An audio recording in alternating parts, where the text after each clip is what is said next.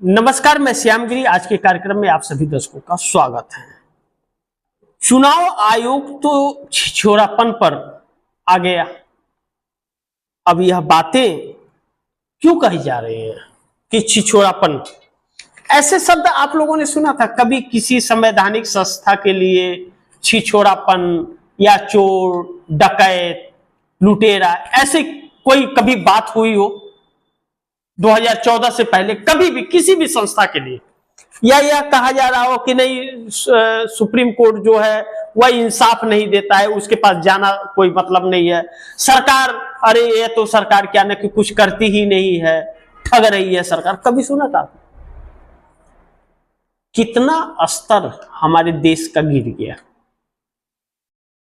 ऐसे ऐसे अपने आप को अधिकारी यह कहते हैं और देश छिछोरा कहता है कि जिनके बातों में कोई तथ्य नहीं है और कोई सच्चाई नहीं है, लेकिन ढोल बजाते हैं सच्चाई का। अब जिस तरह चुनाव आयोग कहता था, ज्ञानेश कुमार ने कहा था कि जब विपक्ष ने फुटेज मांगा था, सीसीटीवी फुटेज मांगा था कि 5 बजे के बाद कितने लोगों ने 6 बजे के बाद वोट किया है, मैं देखूं कितना भीड़ था, तो बोल रहा है कि बहन, बहू, बेटियों का मैं सीसीटीवी फुटेज दे दूंगा, उनकी बेइज्जती होगी। अब उन्हीं डाटा को चुनाव आयोग बेच रहा है, फोटो, तस्वीर, नंबर के साथ।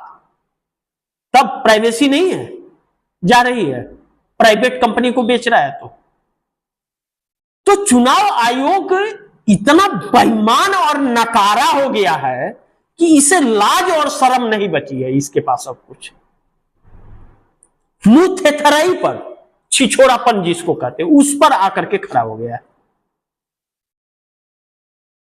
अब लोग कहने लगे कि छिछोरापन पर आ गया है चुनाव आयोग।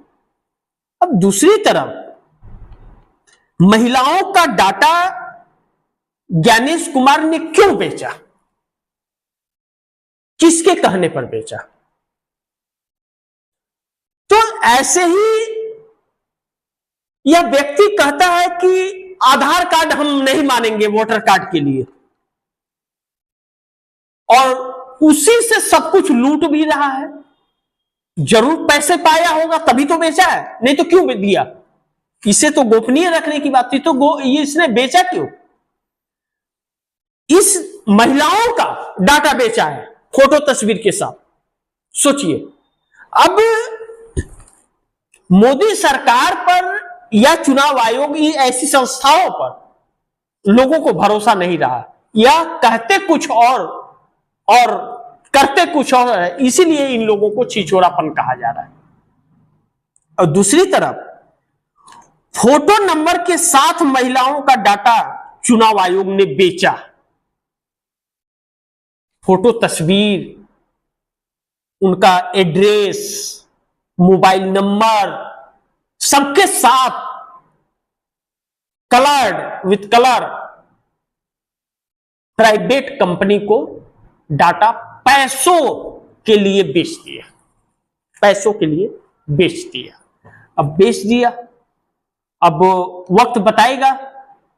अब यह बात तो खुल गई, और अब अगर कहे कि हम कैसे किसी का डाटा दे सकते हैं, प्राइवेसी की बात है, तो मुंह पे जोर का तमाचा इसके लगाना चाहिए, ऐसे छिछोरे व्यक्ति को। मतलब इसके किसके कहने पर चुनाव आयोग चल रहा है, यह समझ ही नहीं आ रहा है किसी को। और कह क्या रहा है वह व्यक्ति, ऐसे एक संवैधानिक पद पर बैठ करके वह राजनीति कर रहा, वह भारतीय जनता पार्टी का प्रवक्ता बना बैठा है और चोरों को संरक्षण दे रहा है।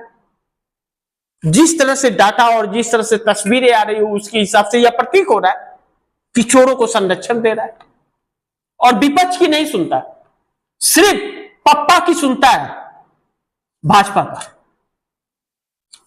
अब इसलिए भी कहा जा रहा है कि पप्पा या भाजपा की बात कहा जा रहा है, क्योंकि चुनाव आयोग के ऊपर जब भी सवाल उठ रहे हैं तो भाजपा सामने आके प्रवक्ता बन जा रही है।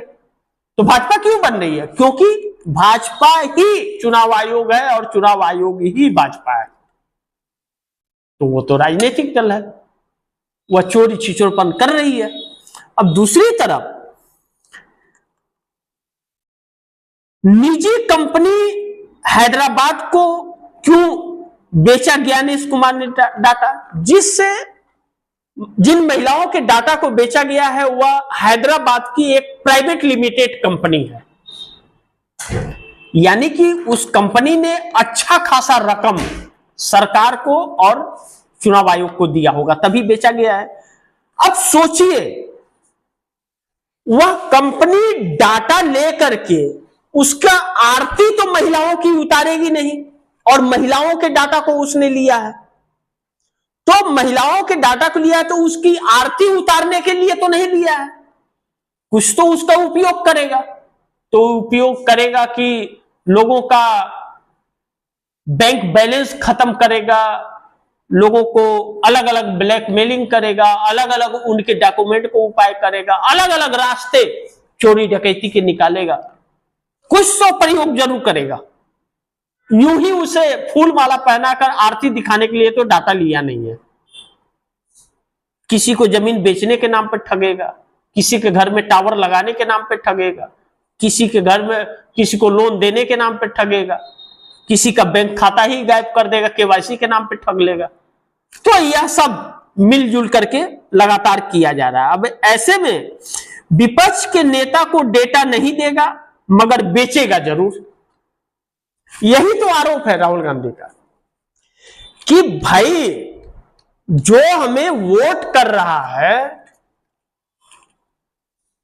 उसके वोट को आप चोरी कर रहे हो, डिलीट कर रहे हो, डाटा हमें नहीं आप दोगे तो किसको देंगे? चुनाव हम लड़ते हैं, हम मांग रहे हैं तो आप डाटा नहीं दोगे। सीआईडी मांग रही है कर्नाटक की तो आप डाटा नहीं दोगे और आप प्राइवेट कंपनी को बेच दोगे।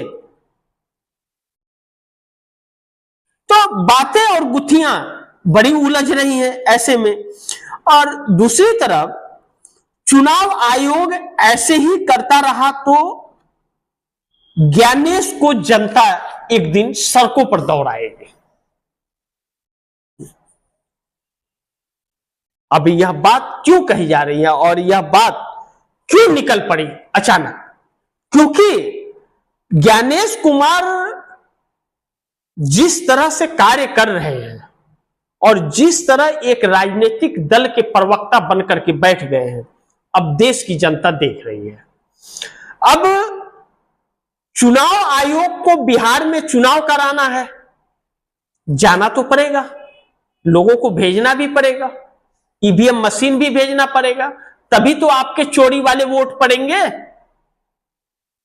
तो ऐसे में अगर लोगों के साथ धोखा किया जा रहा है, उनके डाटा को बेचा जा रहा है, उनके वोट को काटा जा रहा है, तो जनता सड़क पर दौड़ाएगी नहीं तो क्या ज्ञानेश कुमार की आरती उतारेगी और मोदी की आरती उतारेगी क्या? तो ज्ञानेश कुमार के भी दिन अब लद रहे हैं। तो ऐसे में आप दर्शकों की क्या राय है और आपके क्या सुझाव है वह भी कमेंट बॉक्स में दीजिएगा। लेकिन इस खबर को ज्यादा से ज्यादा शेयर कीजिएगा, अपने दोस्तों को भी कहिएगा आगे शेयर करें।